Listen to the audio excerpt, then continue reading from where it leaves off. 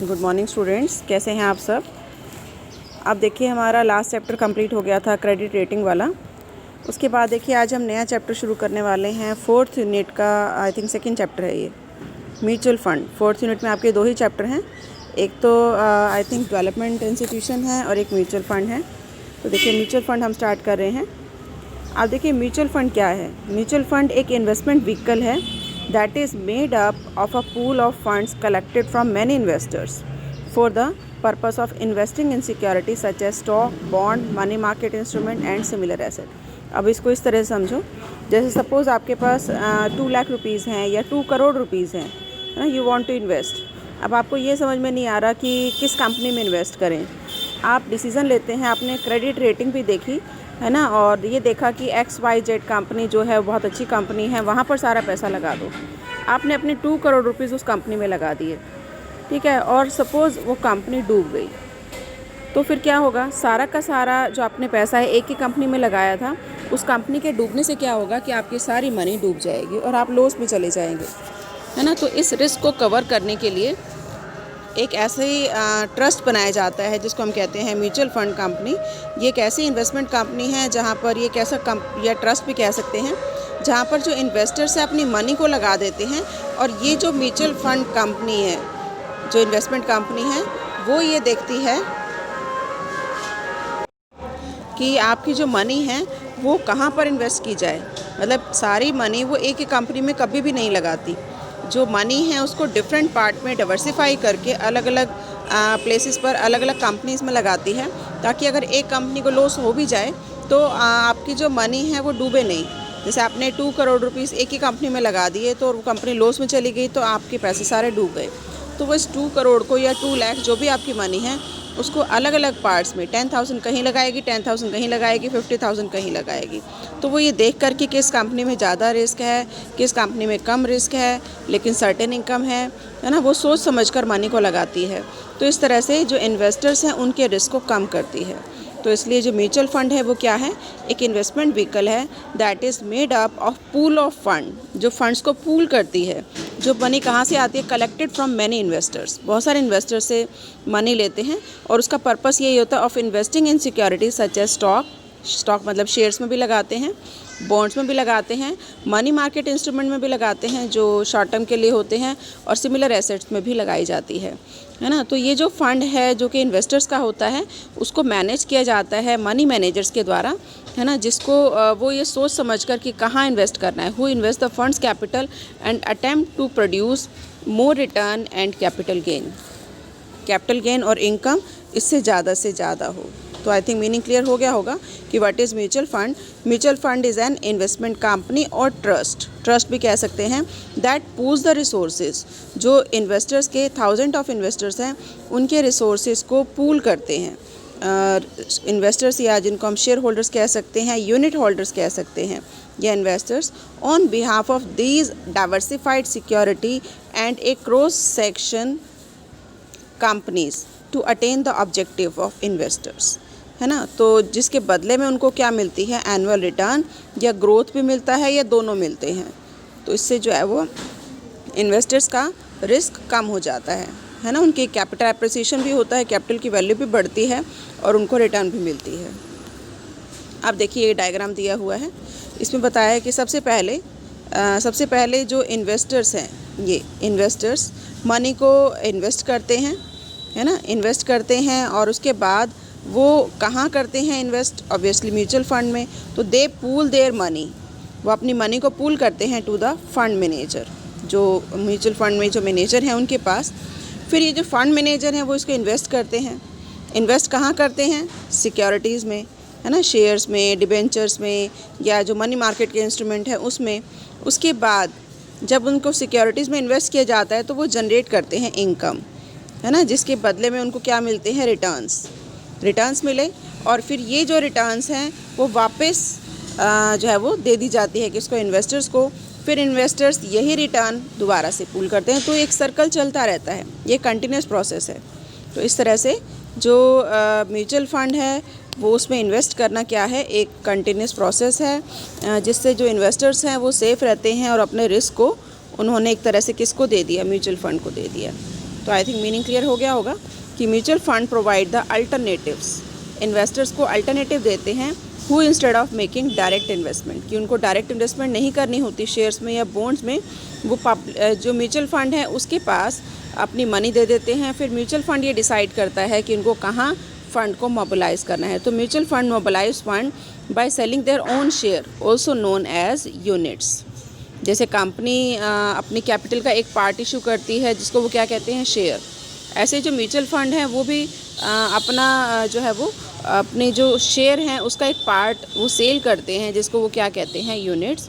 फिर जो इन्वेस्टर्स हैं वो इन यूनिट्स में इन्वेस्ट करते हैं और उसके बाद अपना अमाउंट इसमें इन्वेस्ट कर दिए। फिर म्यूचुअल फंड अपना एक पोर्टफोलियो तैयार करता है और ये डिसाइड करता है कि कहाँ पर कितना इन्वेस्ट करना है। तो in other words, share of mutual fund actually represent a part share in many securities. बहुत सारे सिक्योरिटीज़ में वो इन्वेस्ट करती है that can be purchase, that it has purchase, मतलब जो आपने परचेज़ किया, जो आपने यूनिट्स के फॉर्म में परचेज़ किया, वो अमाउंट बहुत सारी सिक्योरिटीज़ में इन्वेस्टेड है। तो mutual fund share certificate combines the industries, है ना, इंडस्ट्रीज़ के बारे में ये बताती हैं कि आपकी मनी को कहाँ इन्वेस्ट कर रहे हैं। आप देखिए डेफिनेशन दी हुई है as per mutual fund book, है ना, जो पब्लिश किया है इन्वेस्टमेंट कंपनी ने, इंस्टीट्यूट ऑफ यूएस। आप देखिए ये इन्वेस्टमेंट या म्यूचुअल फंड क्या है। Mutual fund is a financial service, की सर्विस प्रोवाइड की जा रही है, financial service organisation that receives money from share holders. ये शेयर होल्डर से मनी रिसीव करती है, cash on demand for the current value of his investment. जो इन्वेस्टमेंट इसने की, जो उसकी करंट वैल्यू है, इसके बेस पर investment managers of the fund, इसके इन्वेस्टमेंट मैनेजर्स होते हैं फंड के, मैनेज दीज सेविंग, इन सेविंग को मैनेज करते हैं in such a way that risk is minimise, ताकि जो इन्वेस्टर्स हैं उनके रिस्क को कम किया जा सके, and study return is ensured, और लगातार इनको क्या मिलती रहे, रिटर्न मिलती रहे। तो आई थिंक मीनिंग क्लियर हो गया होगा कि म्यूचुअल फंड क्या है, एक ट्रस्ट है जो कि इन्वेस्टर्स की मनी को कोशिश करता है कि ऐसे सिक्योरिटीज़ में लगाएं जहां पर कि उनको कम से कम, मतलब रिटर्न ज़्यादा से ज़्यादा हो और लॉस कम से कम हो, है ना। तो अब ये देखो ये कॉन्सेप्ट आया कहाँ से, म्यूचुअल फ़ंड का।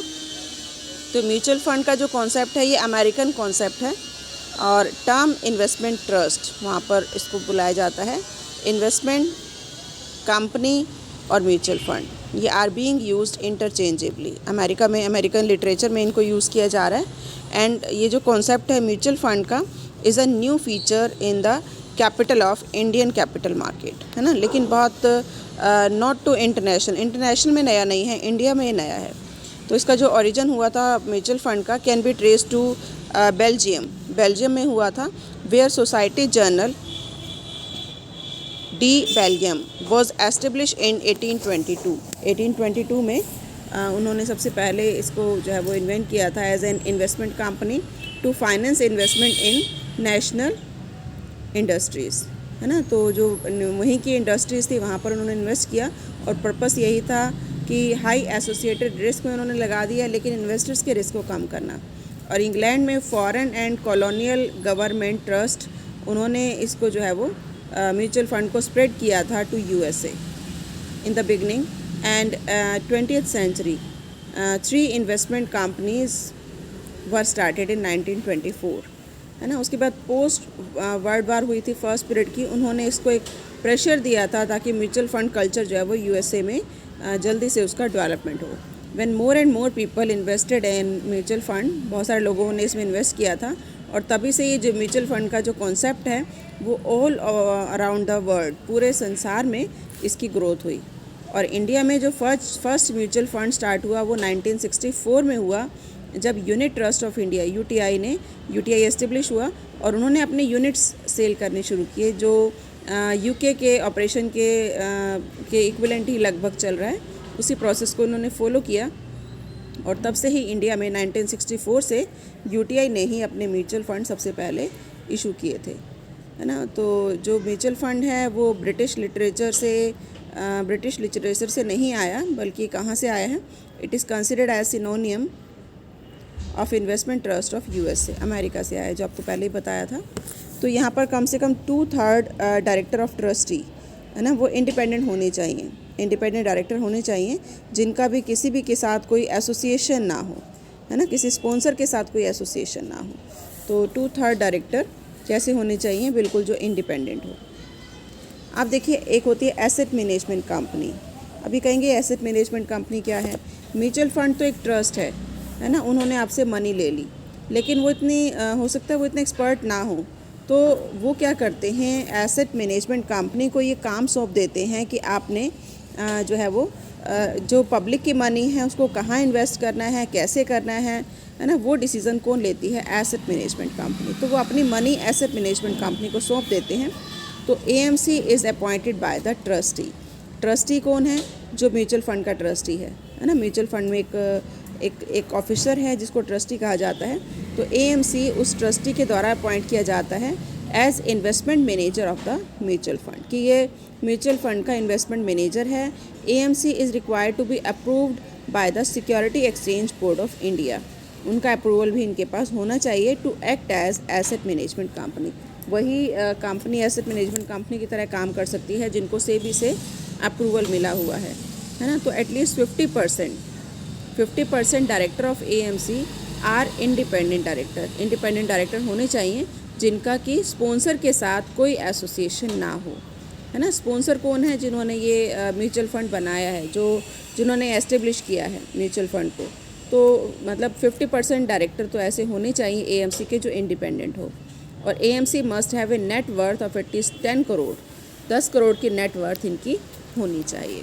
तो आई थिंक क्लियर हो गया होगा कि what is asset management company, जो कि जितने भी फ़ंड होते हैं उनको मैनेज करती है, कि आपकी जो म्यूचुअल फ़ंड के जितने भी अमाउंट है वो इस एसेट मैनेजमेंट कंपनी को दे दिया जाता है। फिर ये डिसाइड करती है कि उनको कहाँ इन्वेस्ट करना है और कैसे करना है, बट ये सेबी की गाइडेंस को ध्यान में रखती है।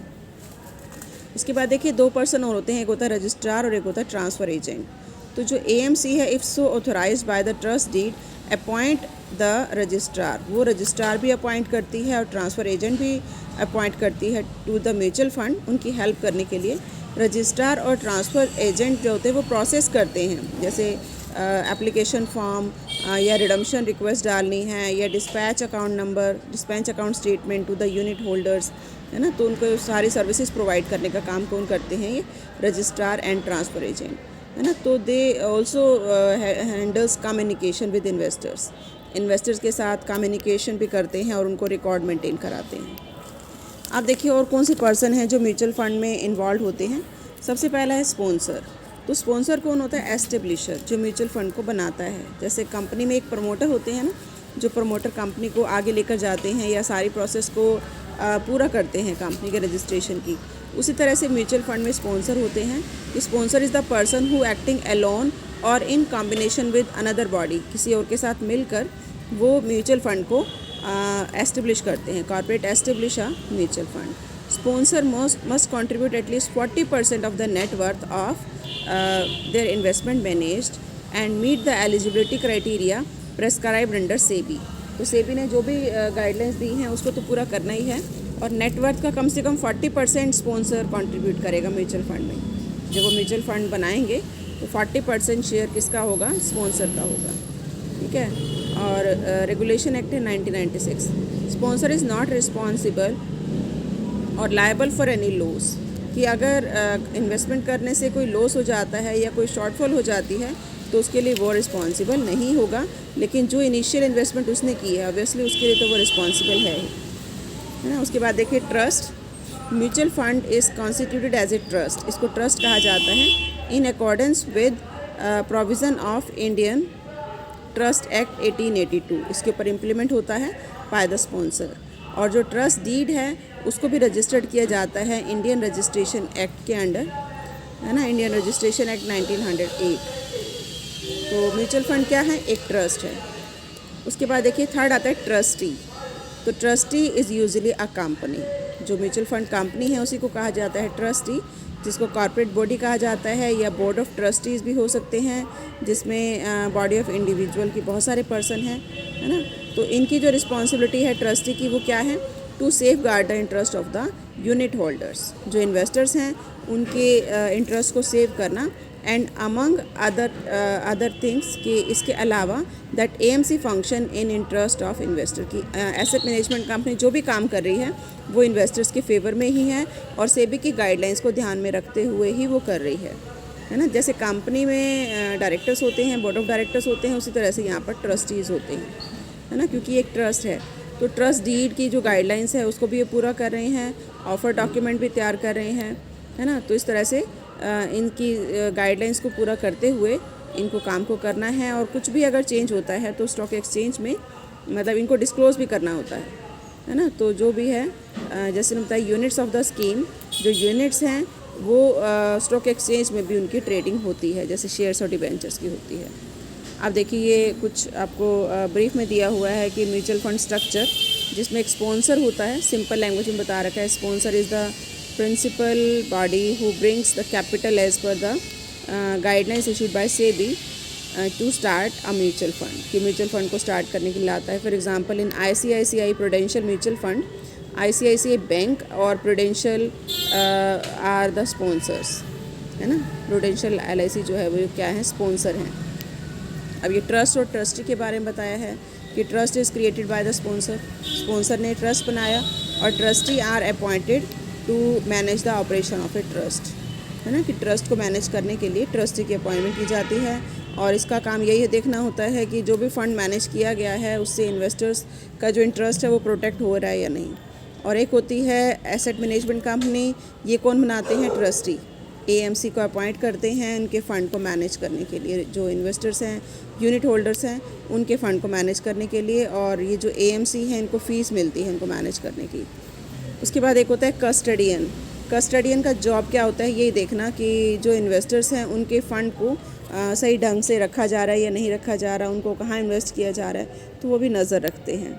और एक अभी भी आया था रजिस्ट्रार एंड ट्रांसफ़र एजेंट, है ना, इनका काम होता है डॉक्यूमेंट्स तैयार करना, हाँ, या उनको जो है वो एक तरह से इन्फॉर्म करना या उनसे जैसे एप्लीकेशन मंगाना, है ना। तो जो पेपर वर्क है वो काम करते हैं रजिस्ट्रार एंड ट्रांसफ़र एजेंट।